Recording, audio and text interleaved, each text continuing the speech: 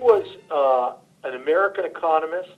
He was born in 1912. He died in 2006.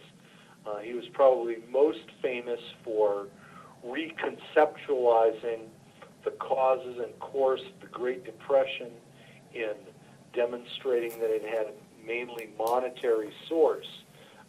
So during the 1960s and 70s, he was leader of the monetarists who opposed the Keynesians at that point in time.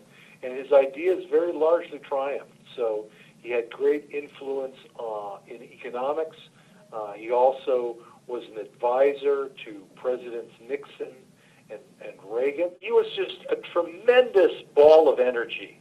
He had great vitality, great warmth, very magnetic personality, great sense of humor, great teacher.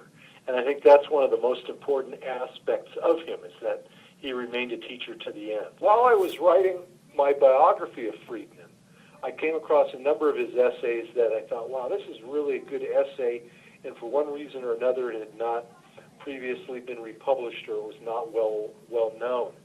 And so after I finished my biography, I realized that these essays together would constitute a contribution to Friedman's scholarships. And they really are across his career, starting out from when he just started to teach at the University of Chicago. The first essay is from 1950, and the last essay is from 2006, just months before he died. And you can really track his evolution as an economist, as a political thinker, as a public intellectual. Friedman was very concerned by the distribution of wealth in the society, and he thought that in a properly functioning capitalist order, you would have less class division and less separation of income and wealth. So he would not at all have supported what's happening today.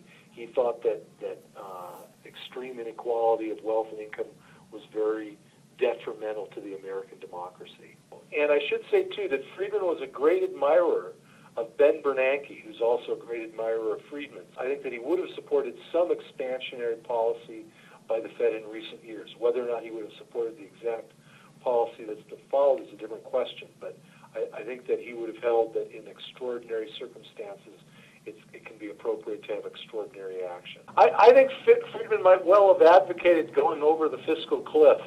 I think that his greatest advocacy was for less government spending, and any course that would have resulted in less government spending is the course that he would have favored. The best thing that could befall the American economy isn't to paper over the differences, enact a tax increase, and get rid of the spending decreases, but rather let the spending decreases go forward.